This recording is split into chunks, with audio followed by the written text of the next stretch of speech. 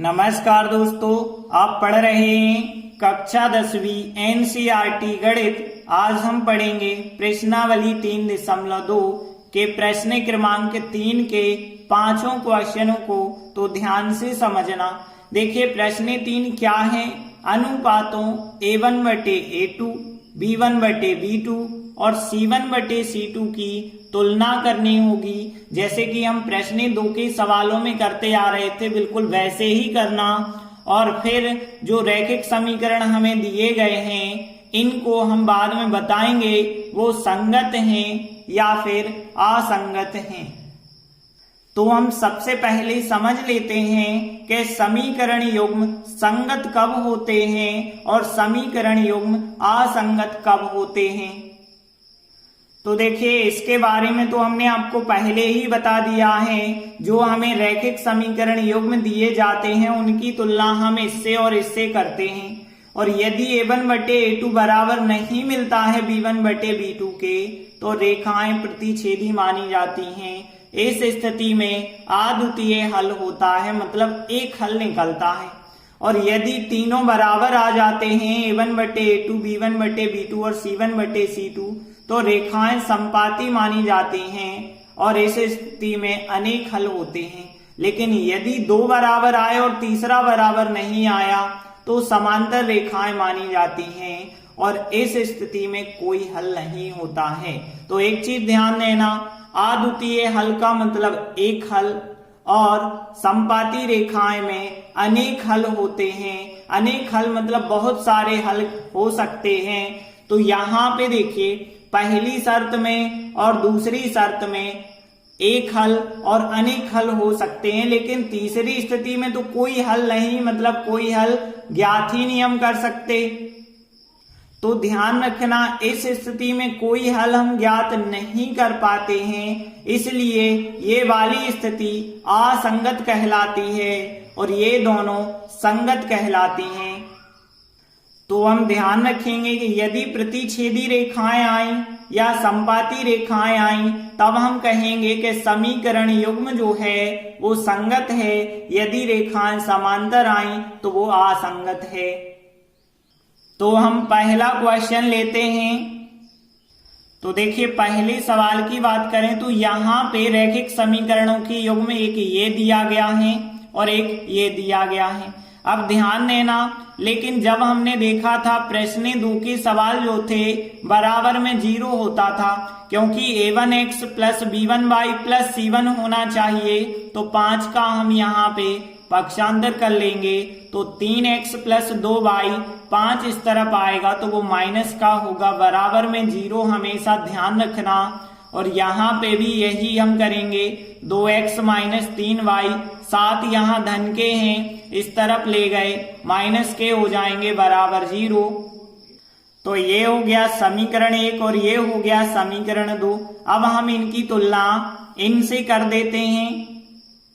तो देखिए जब हम इनकी तुलना करेंगे इनसे, तो यहाँ पे देखिए A1 का मान 3 होगा, B1 का मान 2 होगा, C1 का मान -5, A2 का मान 2 होगा, B2 का मान -3 होगा, C2 का मान -7 होगा।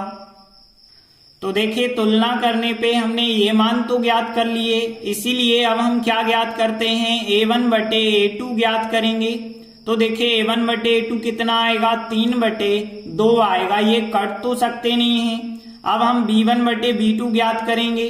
तो देखिए B1/B2 कितना होगा, 2/-3। और ध्यान रखना माइनस चिन्ह हमेशा ऊपर लगाया जाता है /3। अब देखिए यहाँ 3/2 और यहाँ -2/3, ये दोनों बराबर नहीं आ रहे हैं। तो अब हमें C1/C2 ज्ञात करने की आवश्यकता नहीं है। सीधा हम लिखेंगे कि A1/A2 बराबर नहीं आ रहा है B1/B2 के। तो देखिए हमने लिखा चूंकि A1/A2 बराबर नहीं है B1/B2 के, और इस स्थिति में हमें पता है प्रतिच्छेदी रेखाएं होती हैं। तो यहाँ पे अर्थात रेखाएं प्रतिच्छेदी रेखाएं हैं, ऐसा हम लिख सकते हैं। और जब प्रतिच्छेदी रेखाएं हैं तो उनका मतलब है उनका एक हल निकलेगा, और एक हल निकलेगा तो हमने बताया था कि वो संगत कहलाता है।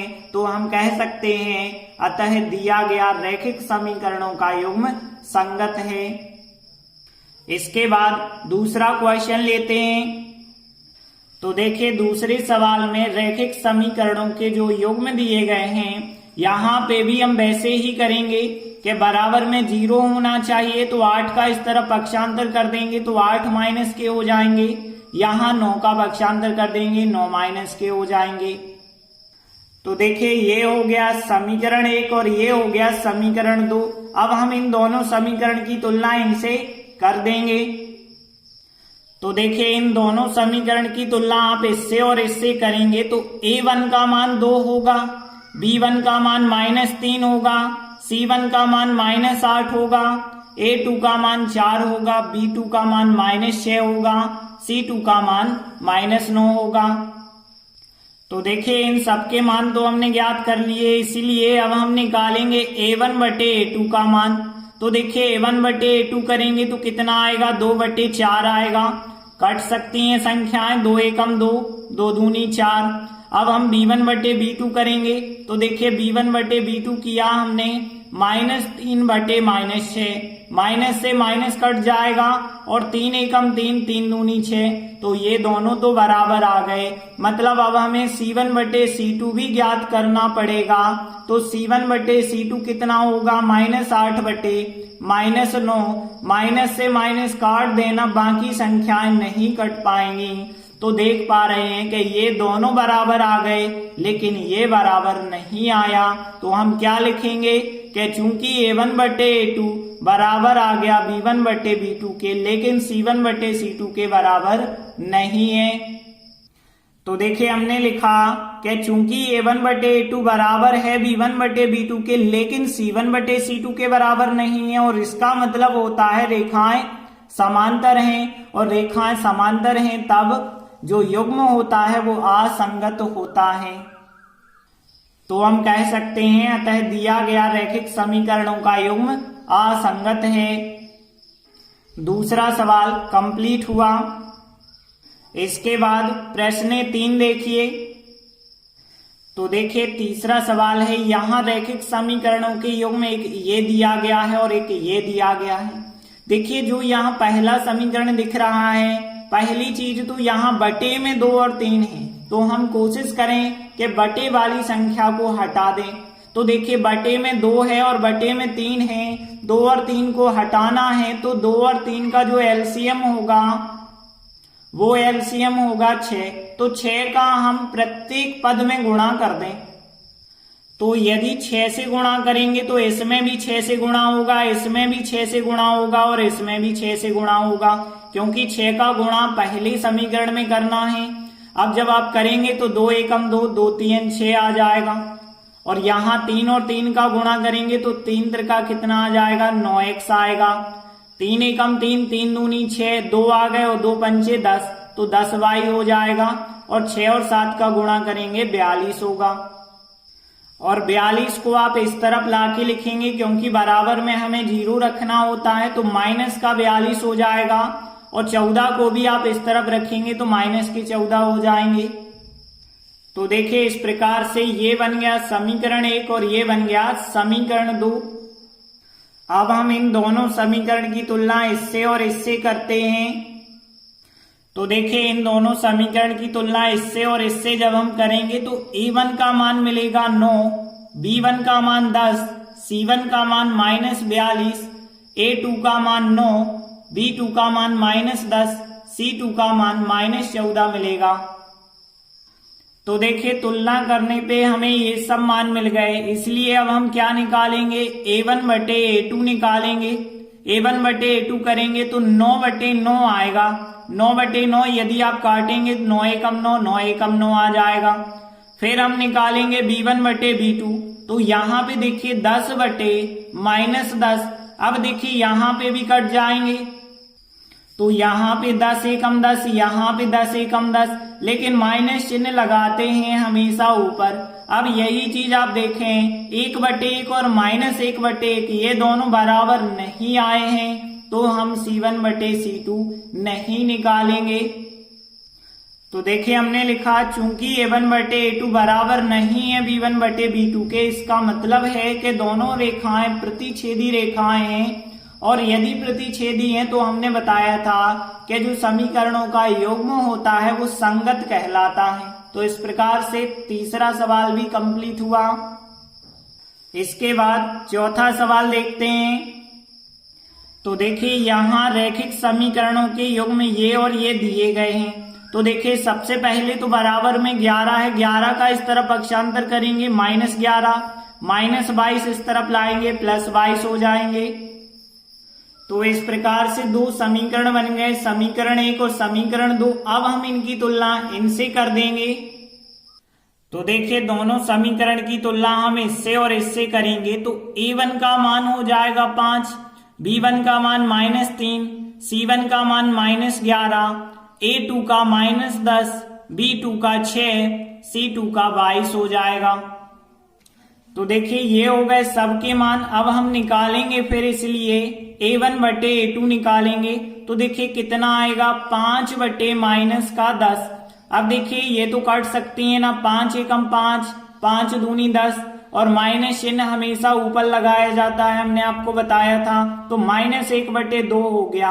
अब हमने b1 बटे b2 का मान निकाला तो देखिए क्या आएगा यहाँ -3 बटे 6 और 3 एकम 3, 3 दूनी 6, यहाँ भी -1 बटे 2 आ गया। ये दो तो बराबर आ गए, मतलब हमें तीसरा भी निकालना पड़ेगा c1 बटे c2 -11 बटे 22।